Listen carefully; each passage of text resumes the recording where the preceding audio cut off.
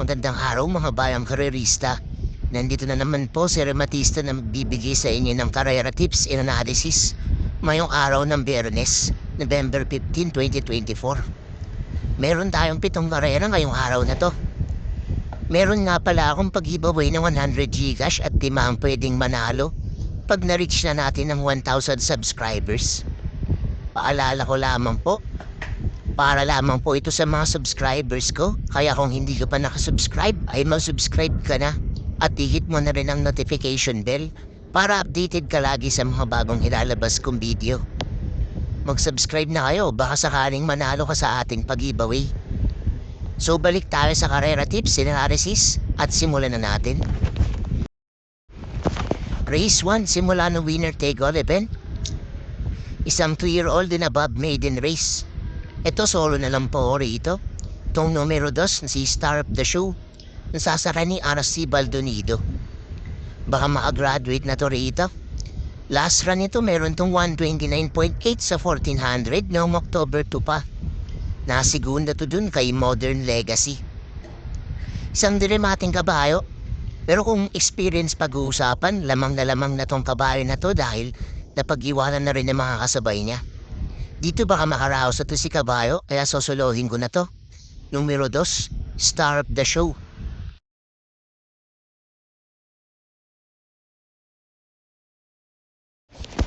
Lipat naman tayo rito sa race 2. Simula ng pick 6 event. Isang class 5, 6 to 10 split. Kung pamprimera ko rito, itong numero 4 Asik Falls, nasasakay ni RM Garcia. Mababa na to sa grupo rito. Last win nito meron tong 115.4 sa 1200 noong October 14 pa. Isang diremating kabayo. Tingin ko naghihintay lang to ng tiyempo. Huwag lang maiiwan sa largahan, lamang na to rito. Second choice ko naman itong numero 8 double time, nasasakay ni JB Ponce. Ito maganda yung posisyon kaya di matatabunan sa largahan. Last win nito meron tong 114.6 sa 1200 noong June 14 pa. Isang debanderang kabayo pero pwede rin namang isunod lang dahil may remate rin to. Regular jacka niya pa rin ang sasakay sa kanya na si JB Ponce. So first choice ko numero 4 Asik Falls. Second choice numero 8 double time.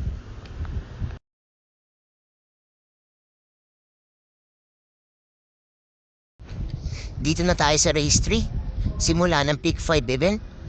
Isang class 5, 6 to 10 split. Ang pamprimera ko rito itong numero 2 na si Sun Moon Lake, sasakay ni CP Henson. Masyado na nga itong mababa sa grupo.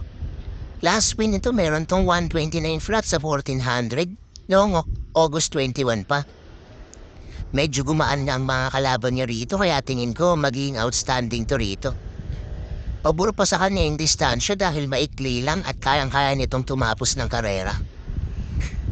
Second choice ko naman itong numero 4 Golden Area, sasakay ni RC Baldonido. Tingin ko ito na rin ang makakalaban nitong si Sun Moon Lake.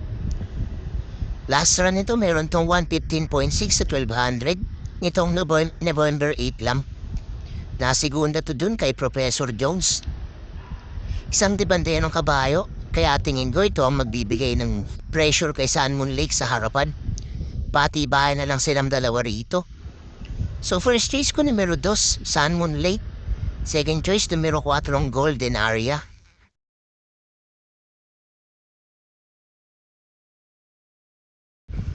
Lipat na tayo rito sa race 4. Simula ng pick 4 event. Isang class 4, 16 to 21 split. Ang pamprimero ko rito itong numero 7, Eyazaki. Nasasakay ni John Alvin Buse. Tumababa na sa grupo to. Sanay na rin sa malakas na laban. Last run nito meron tong 128 flat sa 1400 itong November 10 lang. Isang debanderang kabayo pero pwede rin namang isunod lang dahil may remate rin tong kabayo na to. Balik ang renda sa regular jacka niyang si John Alvin Guse. Second choice ko naman itong numero 2 na si Manny 4B Pani. Nasasakay ni JR De Ocampo. Tumatulin tong kabayo na to. Tingin ko ito ang mauuna rito. Last win ito, meron tong 127.4 sa 1400 noong July 28 pa. Tumatapos nga ito ng karera kahit 1400 ang distansya. Mayon maiksi lang ang distansya, baka makaraos tong babae na to pag walang nagbigay ng pressure sa kanya sa harapan. So first choice ko numero 7 Eyazaki. Second choice numero 2 Money for Bipani.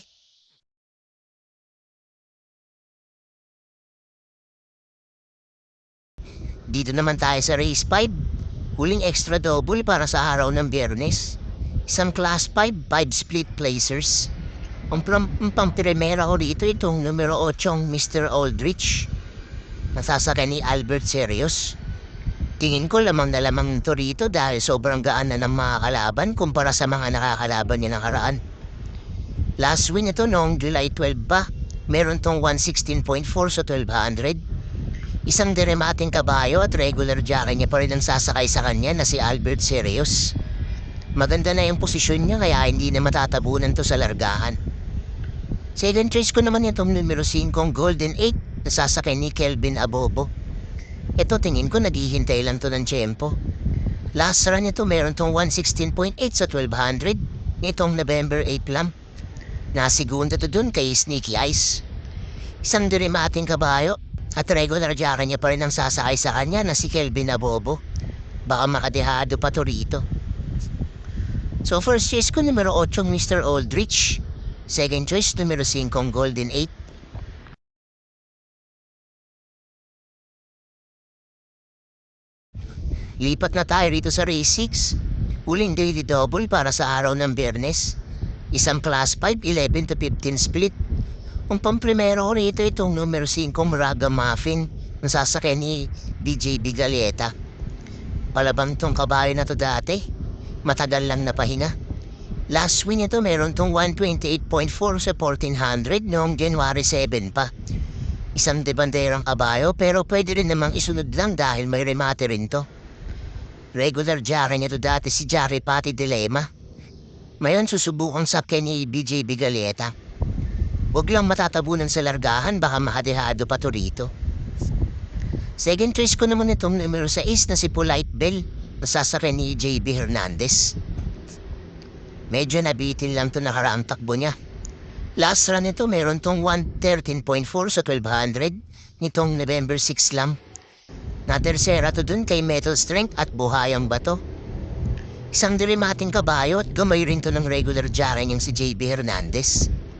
Maipwesto lang to ng maayos, tingin ko makakaraos na to rito.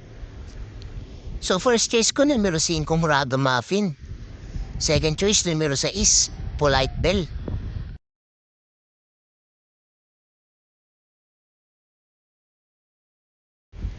Dito na tayo sa race 7. Huling race para sa araw ng Biyernes at paratingan na ng winner take all. Isang class 4 22 to 27. Ang pamprimera ko rito itong numero 6 na si Beltuna na sasakay ni JMS Torque. Ang ganda ng pinakita nito last run niya. Meron tong 113.2 sa 1200 nitong November 6 lang. Dikit nga tong nasigunda dun kay Moon River. Isang diremating kabayo.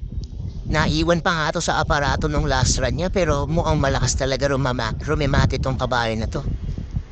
Pag nakasalida to ng maayos mamaya, patok na to rito sa race na to. Second choice ko naman itong numero 8 Asyong, sasakay ni JC De La Cruz. Ito sanay na sa malalakas na laban. Last win ito meron tong 112.8 sa 1200 noong September 13 pa. Isang debanderang kabayo at maganda nga yung posisyon niya kaya tingin ko ito ang mauuna rito. Marami ring matutuling kaya marami ring magbibigay ng pressure sa kabayong to. Pero tingin ko kakayanin niya naman. So first choice ko numero 6, Beltuna. Second choice numero 8, Asyong.